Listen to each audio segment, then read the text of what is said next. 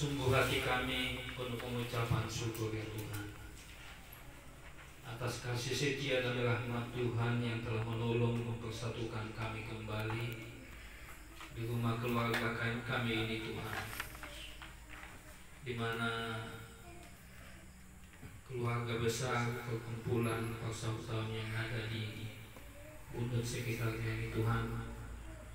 Kami berterima kasih buat pertolongan Tuhan di mana sepanjang tahun kami semua dan mereka semua Tuhan boleh menikmati pertolongan Tuhan dan anugerah Tuhan yang sungguh besar yang boleh kami nikmati di dalam sepanjang perjalanan kehidupan kami. Yang kami tahu ada banyak persoalan, masalah yang kami hadapi, dan sungguh suatu kemurahan besar bila saat ini kami boleh bersuka cita di momen Natal yang kami adakan di keluarga ini ya Tuhan. Terima kasih buat pimpinan Tuhan yang sudah mengantar kami keluarga besar yang ada di kumpulan ini Tuhan, yang boleh datang di sore hari ini menikmati puji-pujian syukur di kemudian Tuhan. Dan kami percaya bahwa apa yang akan kami lakukan boleh mendatangkan kemuliaan bagi Tuhan, dan lewat itu Tuhan memberkati kami, menolong dan menopang setiap kehidupan kami. Terima kasih Bapa di surga. Kami sambut kebenaran Tuhan dengan ucapan syukur. Amin. Shalom. Shalom. Terima kasih buat kami kedua yang sudah memberikan kesempatan bagi saya untuk memberikan pelayanan kepada Tuhan di sore hari ini buat keluarga besar kita. Namun saya minta maaf karena susunan acaranya saya tidak tidak sampai ke situ karena apa gimana saya pun tidak nanya gitu kan. Jadi tidak, saya mohon maaf dan tidak mengurangi makna Natal buat keluarga besar kita saat ini. Puji Tuhan. Kita akan renungkan firman Tuhan dalam kitab Yesaya pasalnya yang 41 ayatnya yang ke-10. Demikian firman Tuhan. Yesaya 41 ayat 10. Janganlah takut, sebab aku menyertai engkau. Janganlah bimbang, sebab aku ini Allah. Aku akan meneguhkan, bahkan akan menolong engkau. Aku akan memegang engkau dengan tangan kananku yang membawa kemenangan. Nah Bapak Ibu dan Saudara yang dikasihi Tuhan, tema bagi kita sebawa hari ini, jangan takut sebab tangan Tuhan yang menolongmu. Iya. Kalau dalam keluarga seorang istri dikatakan sebagai seorang penolong bagi suami, dan itu secara kekeluargaan atau dunia itu sangat menyenangkan hati ketika kita mendengar. Kenapa saya katakan demikian? Bahwa peran serta istri ini sangat luar biasa. Ya, sangat luar biasa. Tidak salah Tuhan berkata bahwa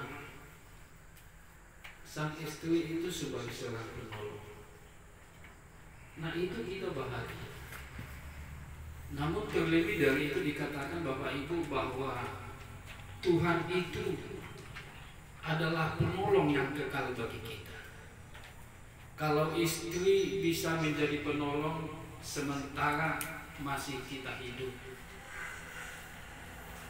tetapi Tuhan sampai kekekalan menjadi penolong dalam hidup kita. Ini yang saya katakan. Nah karena itu dikatakan kalau kita memperhatikan di pasal 41 ini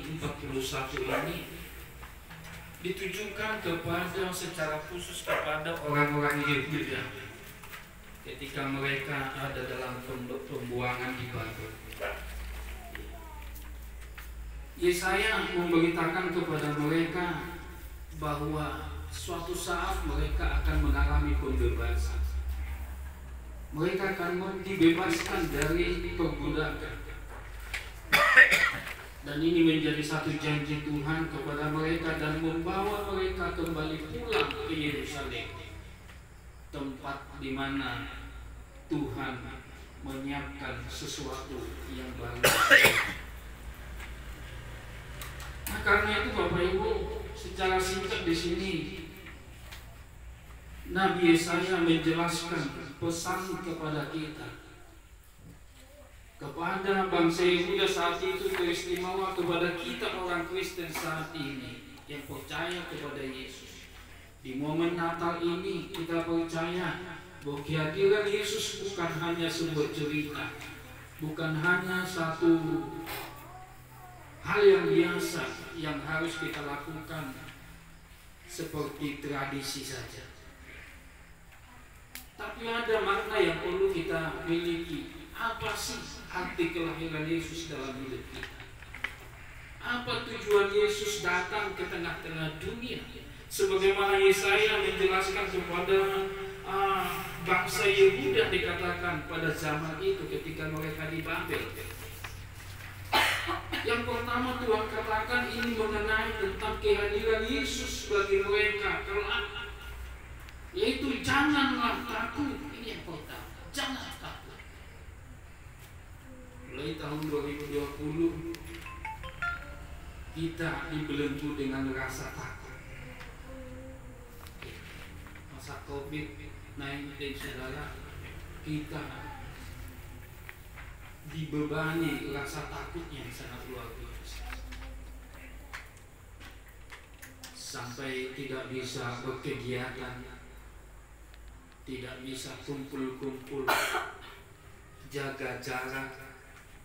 Kita mau berobat pun kadang-kala susah, pilek demam sudah dianggap pokok, kan gitu. Karena saya alami begini, saya demam tinggi, saya pergi ke puskesmas, padahal saya capek kerja karena baru panen. Lalu dokter bilang, Bapak ada kemana-mana, ada keluar kota enggak? Oh enggak, saya baru selesai panen kemarin. Berarti Bapak terkena virus COVID.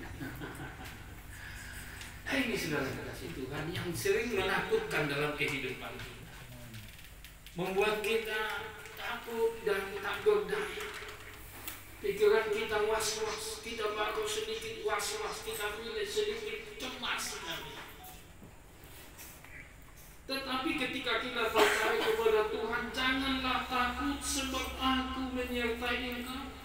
Sama seperti peran istri saudara, ketika suami dalam kesusahan, dalam keadaan gagal, mungkin stres, pusing memikirkan sesuatu, istri yang baik saudara akan datang kepada kita, memperhatikan kita, apa keluh kesah kita. Itu sebagai penolong kita. Lebih dari itu, Tuhan saudara sanggup menolong kita, memperhatikan kita. Ini yang perlu kita syukuri tentang kelahiran Yesus dalam hidup kita. Yesus berkata, Aku datang kepada, bukan hanya menyelamatkan kita, tetapi memberikan jalan keluar bagi kita supaya pikiran kita terbuka. Ketika pikiran kita terbuka oleh kasih Kristus, saudara, kita bisa berjalan dengan baik, kita bisa selesaikan masalah kita, persoalan kita.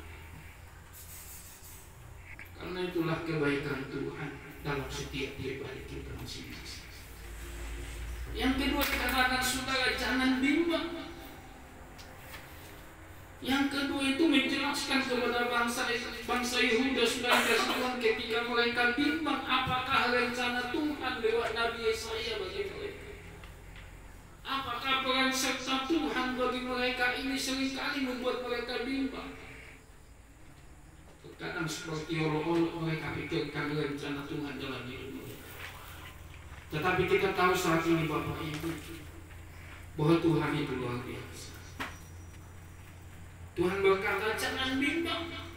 Artinya selain kasih Tuhan, kita perlu memiliki pikiran positif dalam hidup kita. Ketika kita punya rencana itu sudah dikasih Tuhan, kita tidak bawa dalam doa dan kita tidak yakin,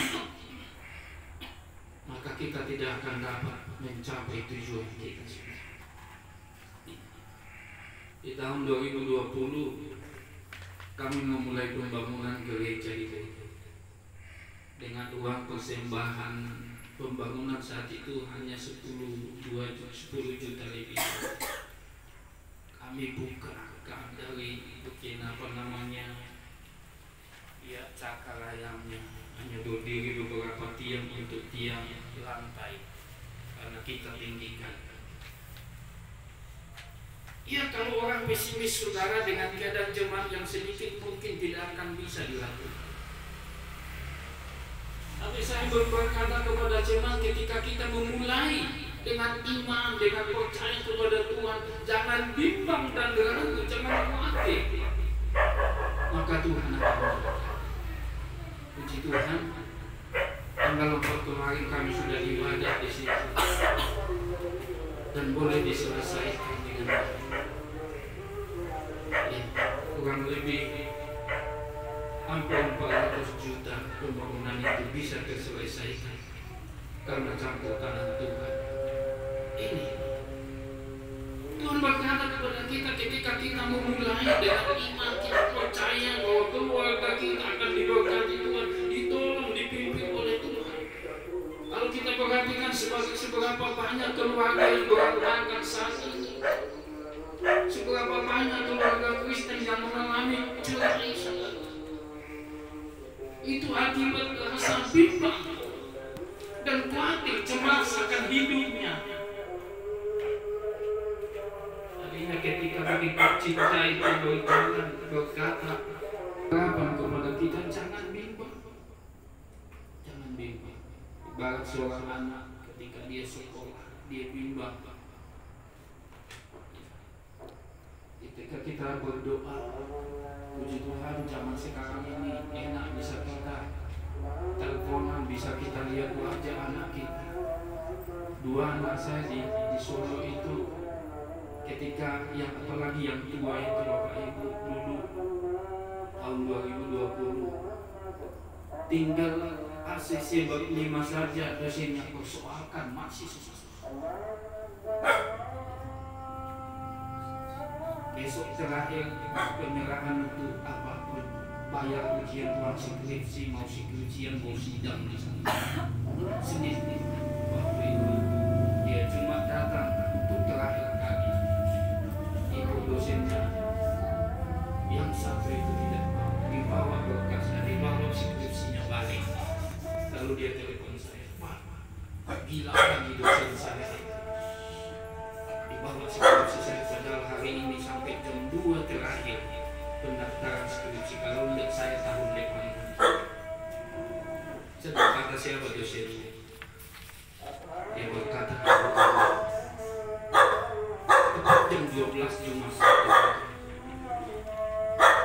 ibu dosen seorang Katolik menopang kita, menjamah kita, memelihara kita. Tidak tahu saudara, mungkin Bapak Ibu sepanjang tahun 2020 sampai saat ini kita boleh sehat. Walau ketika kita sakit misalnya, kita berdoa Tuhan menolong kita, dan sampai saat ini kita fit dan kuat. Itu semua karena pertolongan Tuhan.